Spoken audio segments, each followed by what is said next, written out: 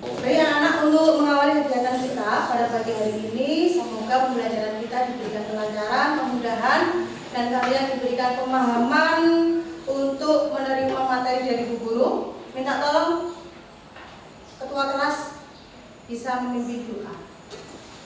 Duduk siap. Untuk mengawali kegiatan pada hari ini, marilah kita berdoa menurut agama dan kepercayaannya masing-masing. Berdoa dimulai.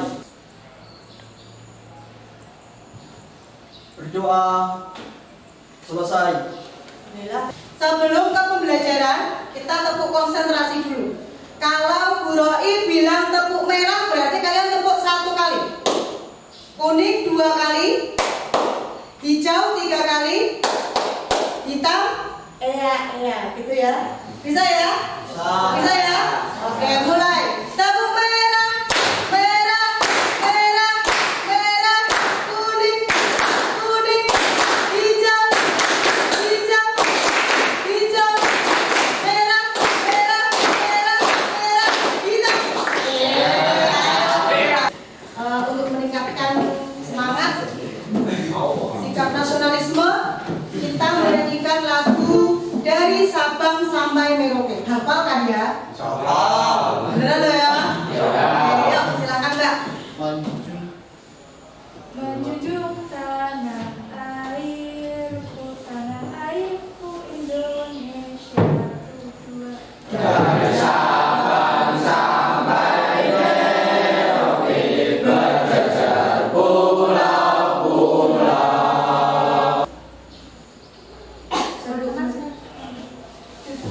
Terima kasih ya Mbak.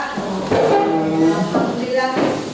Untuk pagi hari ini kita ketemu kembali membahas tentang munculnya nasionalisme dan kebangsaan pada awal pergerakan nasional. Ada yang tahu apa itu nasionalisme? Yes. Nasionalisme, maaf saya akan menjawab. Nasionalisme adalah sikap dan rasa cinta terhadap tanah air sehingga mewujudkan rasa ingin rela berkorban demi negara dan bangsa untuk tujuan terciptanya tujuan negara Kesatuan Republik Indonesia. Bagus, tepuk tangan untuk Faisal. Selanjutnya, pada materi nasionalisme ini, Bu Roi harapannya kalian mampu menganalisis faktor apa saja ya yang mempengaruhi munculnya nasionalisme di Indonesia itu dari faktor eksternal. Dan video, yuk silakan dulu ya. Akan sepakat bahwa mereka dianggap sebagai bagian dari satu bangsa atau mungkin keluarga yang sama. Bagaimana tidak, mereka memiliki paras yang mirip, budaya dan bahasa yang berhubungan, serta nenek moyang yang serupa. Sayangnya, alih-alih mengenal satu sama lain, mereka justru tidak menganggap dirinya memiliki identitas dan warga negara yang serupa. Dari video pembelajaran ini, apa yang kalian tangkap kaitannya dengan nasionalisme atau berkembangnya nasionalisme di Indonesia? Yang maaf Bu, Ya. kalau menurut saya dari video tersebut bisa menjelaskan bahwa nasionalisme itu berkembang atas kesadaran dan keinginan suatu bangsa yang ingin berdiri sendiri, hidup bebas tanpa diatur-atur oleh bangsa lain. Dewi, dari video pembelajaran yang Bu Roi putar tadi, apa yang kamu analis apa yang kamu dapatkan tentang nasionalisme, munculnya nasionalisme di negara-negara lain selain Indonesia? Dari video saya lihat tadi, analisis tentang munculnya nasionalisme didasari oleh perasaan yang ingin berbeda. Seperti yang disampaikan Faisal tadi, semua negara pasti ingin merasakan kebebasan dan tidak terkekang oleh sesuatu yang mereka menurut mereka itu tidak sesuai. Oke, karena tidak sesuai dengan baik kemanusiaan dan keadilan. Untuk yang kelompok pertama, nanti bisa langsung memposisikan diri ya. Kelompok Budi Utomo, Arvanda tunjuk tangan. Cek kehadiran sekalian. Ilham, Madhavika, Raihan, Dewi, oke, Suci, Cynthia, Indri Kumala. Yuk bisa kelompok 1, 2, 3, 4. Posisi tempat duduknya silakan dikondisikan agar berhadapan-hadapan agar kalian bisa bekerja sama dengan baik. Untuk kelompok 1, ini permasalahan yang akan kalian bahas bersama kelompok kalian, kelompok Budi Utomo. Kemenangan Jepang atas Rusia, kenapa ya? Mengapa dianggap mempengaruhi kemunculan nasionalisme di Indonesia itu dari kemenangan Jepang atas Rusia? Yuk.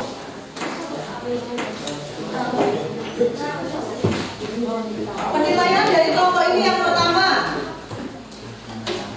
Yang mau atau yang berkenan untuk presentasi nanti bisa dipilih 3 orang. Yang mau menanggapi dan bekerja sama kelompok dengan baik ya. Jadi jangan berpangku tangan, semuanya harus bekerja, berdiskusi. Oke, silakan dimulai. Itu ada LKPD yang harus kalian isi sesuai dengan penugasan. Nama kelompoknya sama nama siswanya.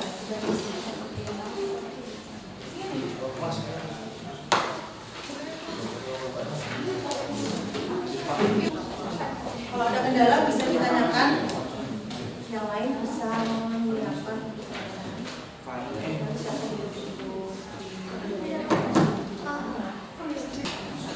kelompok 1, 2, 3 atau 4 silakan maju.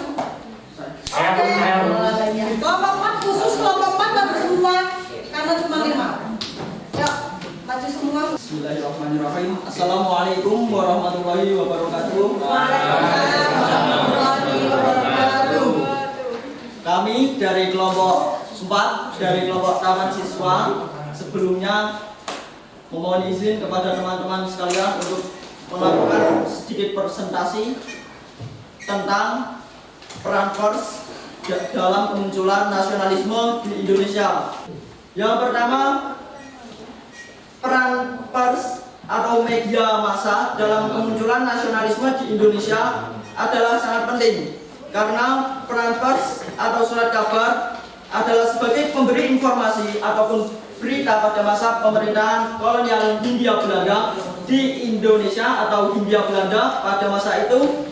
Contohnya adalah pengaruh pers di Hindia Belanda atau Indonesia pada masa itu adalah tersiarnya kemenangan bangsa Jepang atas bangsa Rusia pada tahun 1905 yang menjadikan munculnya semangat nasionalisme di Indonesia. Itu saja sedikit presentasi dari kelompok kami. Apabila ada yang kurang jelas dan teman-teman ingin bertanya, saya persilahkan. Dua penanya, kelompok 2. Assalamualaikum warahmatullahi wabarakatuh. Waalaikumsalam warahmatullahi wabarakatuh. Izin bertanya, kami dari nama kelompok Index Partix dan saya sendiri namanya Megarisya. Saya ingin bertanya kepada kelompok Mas Faisal, apa penjelasan yang diberikan Samsun Basri pada peranan pres dalam pergerakan nasional? Silakan untuk dijawab dan terima kasih.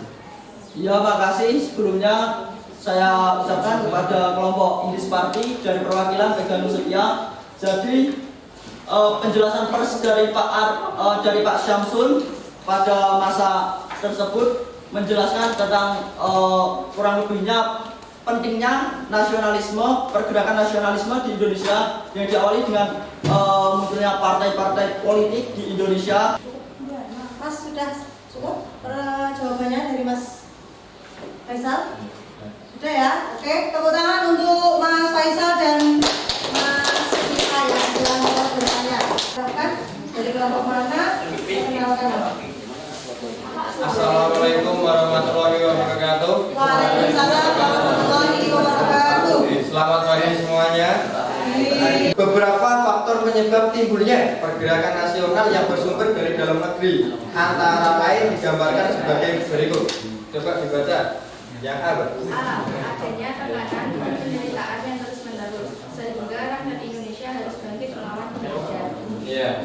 dari kesimpulan yang telah dibaca oleh Mbak Fani ini, kalau warga negara Republik Indonesia tidak bangkit secara beratus-ratus tahun ke depan, dia harus tetap di dalam penderitaan, sehingga mau tidak mau rakyat Indonesia harus melawan, biarpun itu berat, ringan, bahkan berbahaya atau tidak, berkorban yang penting. Ya, sekian ya dari penjelasan kami, karena ada keterbatasan waktu. Silakan teman-teman yang mau mengusulkan jawabannya, pertanyaannya. Ayo, siapa yang mau? Yuk. Jangan lupa sudut nama. Sobat permen. Waalaikumsalam warahmatullahi wabarakatuh. Perkenalkan, nama saya Kamal. Izin memberi pertanyaan. Ya, silakan. Jelaskan strategi atau cara-cara tokoh pergerakan nasional dalam mengevaluasi dan mencontoh kesuksesan bangsa-bangsa lain dalam pergerakan nasional seperti pada Revolusi Cina dan gerakan Turki Muda. Strategi. Ya, strateginya itu pemerintah Indonesia itu ya seperti dalam negeri sendiri ya. Ini kerja internal ya, Bu. Ya, itu kan dari tokoh eksternal ya. Kalau di Indonesia, caranya atau strateginya itu bagaimana untuk memunculkan nasionalisme seperti yang ada di faktor eksternal ya, seperti itu ya. Iya. Oke. Kalau internal itu kan berarti dari dalam negara ya, bukan dari luar negara. Jadinya ini tidak terpengaruh dari kemerdekaan dari luar, dari revolusi Rusia, dari Cina maupun dari India sana ya. Cukup? Ya, betul. Cukup, Mas? Apa? Jelas? Jelas, oke. Terima kasih. Cukup? Ya. Ya, hilang. Pertanyaan aja. Ya, satu pertanyaan aja ya. Ini dari kelompok kami, yaitu saya sendiri sebagai moderator, meminta maaf jika ada kesalahan dan meminta terima kasih sangat banyak atas perhatiannya dan waktu yang telah diberikan kepada Bapak dan Ibu guru dan teman-teman. Saya akhiri. Wabillahi taufiq wal hidayah. Wassalamualaikum warahmatullahi wabarakatuh.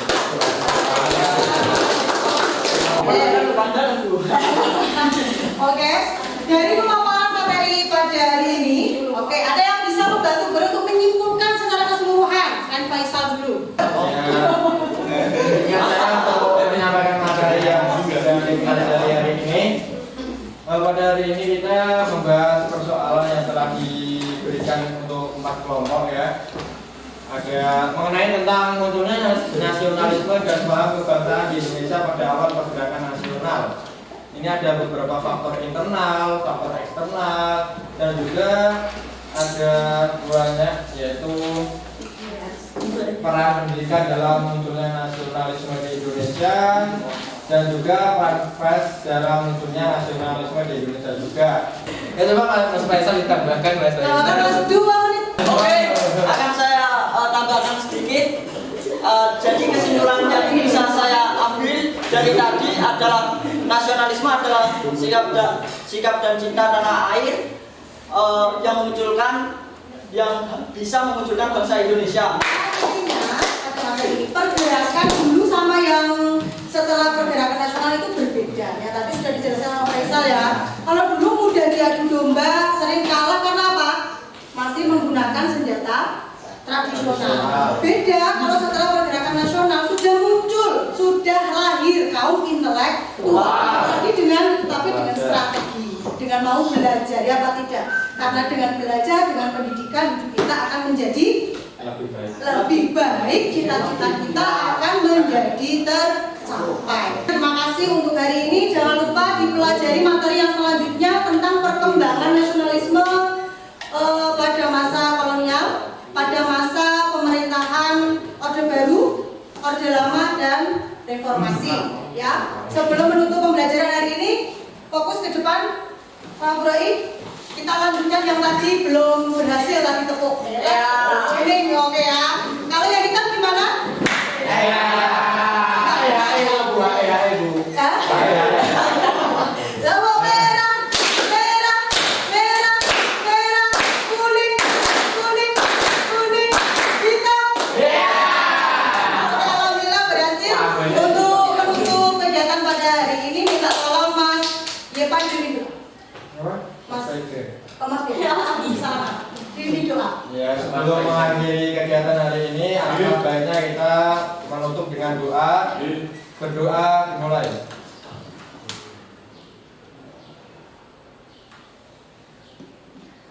Berdoa selesai. Terima kasih. Mohon maaf atas segala kekurangan. Wabillahi taufiq wal hidayah.